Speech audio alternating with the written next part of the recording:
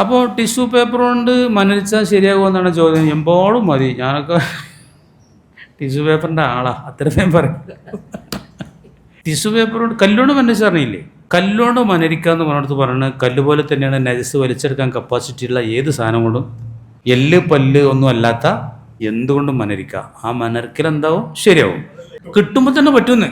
തേമത്തിനാണ് വെള്ളം ഇല്ലാഞ്ഞാലേ തേമം ചെയ്യാൻ പറ്റുള്ളൂ എന്നുള്ള കണ്ടീഷനുള്ളൂ. ഇത് വെള്ളം കിട്ടിയാൽ തന്നെ കല്ലുകൊണ്ട് മനരിച്ചാൽ തന്നെ ആ മനരിച്ചൽ ശരിയാണ്. വെള്ളം കൊണ്ട് മനരിച്ചാൽ അത്ര ക്ലിയർ ഉണ്ടാവില്ല, അവശിഷ്ടങ്ങളൊക്കെ ഉണ്ടാവും, എന്നാലും മതിയെന്ന്. ഏറ്റവും നല്ലത് മുഅ്മിനീങ്ങളെ കേട്ടോളി, ഞാൻ പലപ്പോഴും ഇവിടെ പറഞ്ഞതാണ്, രണ്ടുകൊണ്ടും മനരിക്കുക. ആദ്യം ടിഷ്യൂ പേപ്പർ കൊണ്ട് മനരിക്കുക, പിന്നെ വെള്ളം കൊണ്ട് മനരിക്കലാണ് ഏറ്റവും ടോപ്പ്.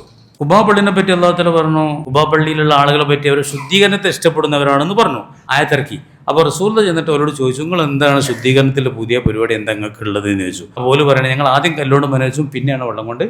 സ്വഹാബത്തൊക്കെ കൂടുതലും കല്ലുകൊണ്ട് മനരിക്കണതാണ്. ഇന്നത്തെ വെള്ളം സുലഭമായിട്ടുണ്ടായിരുന്നില്ല. ഇപ്പോൾ അറേബ്യൻ രാജ്യങ്ങളിലൊക്കെ ബാത്റൂമിൽ രണ്ടും ഉണ്ട്, ഈ ടിഷ്യൂ പേപ്പറുണ്ട്, വെള്ളമുണ്ട്. അപ്പോൾ നിങ്ങൾ എന്താ ചെയ്യേണ്ടത്, ആദ്യം ടിഷ്യൂ പേപ്പർ കൊണ്ട് മനരിക്കുക, മറക്കിരുന്നാലും വേണ്ടില്ല, മൂത്രയിച്ചാലും വേണ്ടില്ല.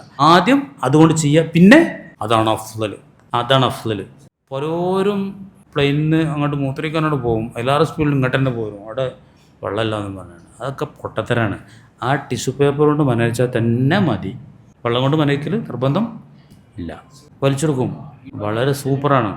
അപ്പം മനസ്സിലാക്കിയോളി, ആദ്യം ടിഷ്യൂ പേപ്പർ കൊണ്ടും പിന്നെ വെള്ളം കൊണ്ടും മനരിക്കുക എന്നുള്ളത് ഏറ്റവും ഉത്തമമായ രൂപം. അതിനാണ് അല്ലാഹു തആല ഖുർആനിൽ വാഴ്ത്തിയത്.